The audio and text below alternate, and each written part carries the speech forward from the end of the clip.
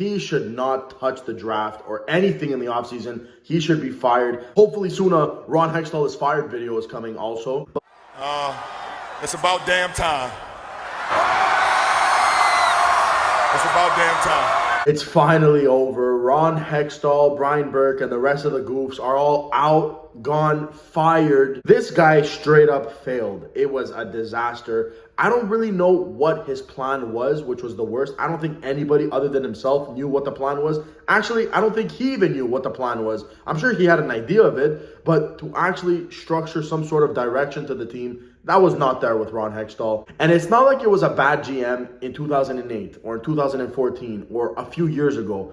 It was a bad, disastrous GM at the tail end of the window that we hope to have with Crosby and Malkin. Like, I really feel like the Penguins over the last 3-year window could have really done something other than 0 playoff series wins and not making the playoffs this year. We were robbed of at least a series win, let alone maybe a deep run. Move after move, it was just failure after failure. You just see the team getting worse right in front of your eyes year by year. Seeing the great players that he could have had in his bottom 6 and fumbling them and who he chose to replace them with in just that 2-year window was honestly depressing. I feel like this could have been avoidable if he had a plan, some sort of direction to take the team in. I just feel like it was a lot of guessing, and that's why we got what we got. And that's where I'm going to spend most of this video. Let's look at the whole timeline. What really went wrong in his 2 years here? Mid-season 2021, that weird COVID year. It's Jim Rutherford, the bastard, bails on us pretty much. Just says, I'm out. Let's the next GM deal with the messes he was creating, and that GM was Ron Hextall. And they also bring in Brian Burke, and they were supposed to kind of like tackle this together, I guess. And great job they did anyway. So we keep it moving. He didn't make any trades. He was really calm until his first move was done at the trade deadline of that season, 2021. Can you do something for me? A 3rd-round pick for the veteran, washed-up Jeff Carter. But wait, Jeff Carter turns into Alex Ovechkin and Connor McDavid into one, scores like a goal per game in his final 14 games. I believe 9 goals in those 14 games. So at this point, Ron Hextall is 1 for 1. I'm liking him. No reason to hate the guy. I'm excited. Let's see what he does in the offseason, his first ever offseason with the Penguins, which he handled great, by the way. Oh, this guy screwed everything up. He protects Jeff Carter, which even off those, 9 goals in 14 games, nobody was going to take 35-year-old Jeff Carter on another year. They protect him.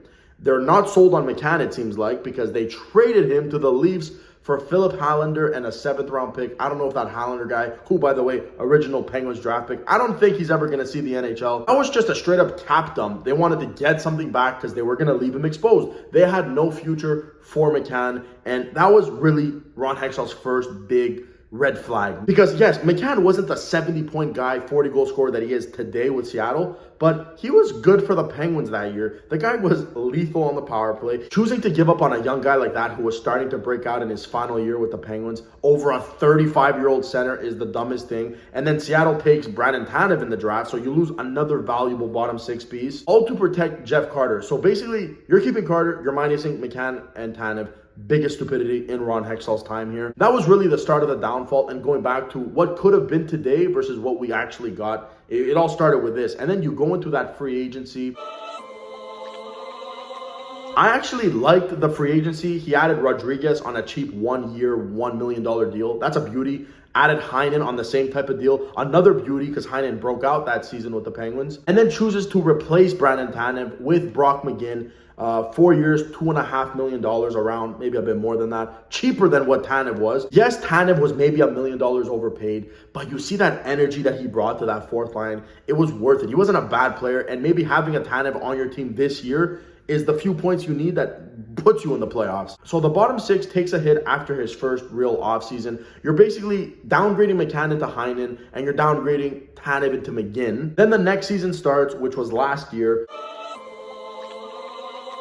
And the first real move that Ron Hextall does is signs Jeff Carter, because he's like, yes, he's the first guy I got to get done. Protecting Carter in the expansion draft was putting the knife in. Signing him to that 2-year deal first out of everybody was like just twisting it and just taking it out. Completely just killed me. That's when you knew, Who's our general man? Who is this guy? Who's mans? What are you doing? Everybody called him out on that. Then a few more weeks later, he trades Sam Lafferty for Alex Nylander. That was a beautiful trade. That was absolutely beautiful. Nylander, all that potential. I never really liked Lafferty in his time here with the Penguins. And then we get to the trade deadline.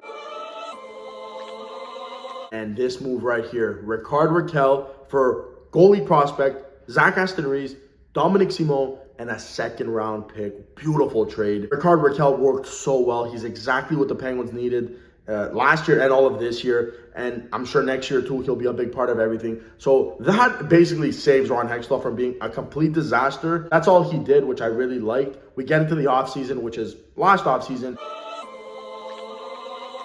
He ends up re-signing the entire core, which I love also, but I don't think that was Hextall's idea. I actually think the guy wanted to start rebuilding, retooling. I'm pretty sure the guys upstairs, Fenway Sports Group or whatever, they were telling them, hey, buddy, Crosby, Malkin, Letang, those guys pay our bills. Those are the guys that are going to bring interest to the team. So I'm sure I don't think Hextall would have kept them, to be honest, in my opinion. Then he re-signs Casey DeSmith, which I don't think he needed to do. Could have just go for a new backup, especially after third year in a row where the goaltending didn't work out. That was a big mistake that he went back with the same goaltending.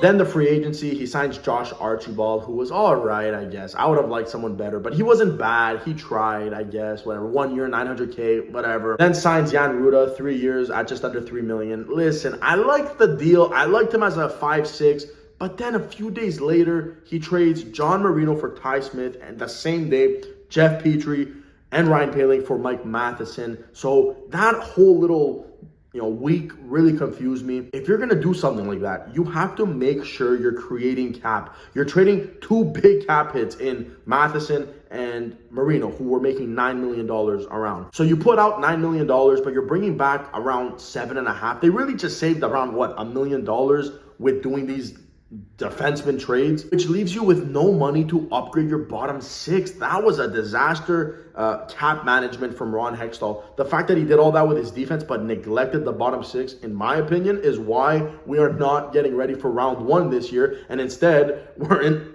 out of the playoffs, end of streak. Okay, whatever, you neglect your bottom six. What really pissed me off is that they didn't need to sign Kapanen for 3.5 or 3.2, whatever he was making, the same contract coming off of his worst year of his career. They could have ditched that, signed Rodriguez for less and maybe something else. And all of a sudden your bottom six is Rodriguez, who worked out with the Penguins, Kapanen out, and you have money for something else. You start the season with negative cap. You trade Marino for Ty Smith. I think that could have been a good trade. You can't play Ty Smith. Why? You didn't create any cap. So trade is lost right there because you can't play the asset you brought back. Finds a way to trade McGinn. I like that, dumping off that contract. That was really good. Same thing with Kapanen. I like that they basically gave him away, saving that $3.2 million for also next year. So they pretty much cleared $5 million with that. And what does he do? Ron Hextall, one final, just screwing us once more. Trades for Mikael Granlund, who had 3 years left at $5 million. The Penguins desperately needed that bottom six piece to just squeeze into the playoffs.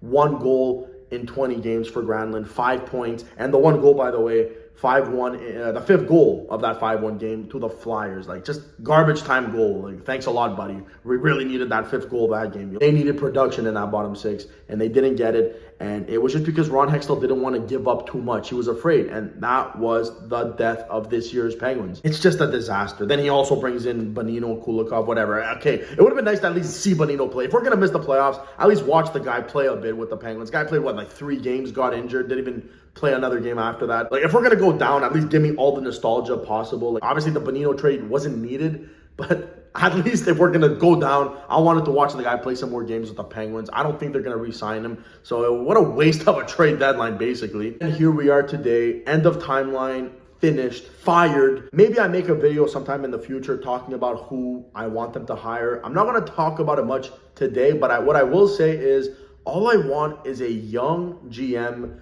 who just has a smart, hockey brain. I'd like a former player in there, a guy who's in his 40s, someone who just knows the game, you know? None of these guys who, you know, their primes were in the 70s. None of that. I want a young guy to, you know, more an analytic driven type of guy, not just a guy who, yeah, I watched him play once last, 5 years ago. He's going to be good. No. Break it down with the analytics. Apparently the Penguins are building an analytic, department. That's very, good to see. And a lot of these old head GMs are just against this analytic thing. And they're, no, I see the game in front of me, so I'm going to do it like that. That's the old way. And it's the wrong way. You're a decade behind. So I'm hoping the Penguins hire a nice, smart young man to take care of this team. And listen, it's going to be tough, but with the right hire, this window, which I thought Ron Hextall closed shut, it might be salvageable. You might be able to just open that window for one more year, because I do believe Crosby and Malkin won't go out like this. Maybe they fall off just a bit. Crosby, I think, can still be dominant, and you still have those pieces in that top six. And if the right moves are made, really overhaul that bottom six, you never know. It's going to be a fun offseason, with this new GM. So stay tuned. Thank you guys for watching. Let me know in the comments what you guys think. Give me your worst Ron Hextall moment. Usually at the end of the videos, what's your best this, best that? Now, just give me your worst, the Ron Hextall moment you hate the most. Let me know in the comments, and thank you for watching. I'll catch you guys in the next one.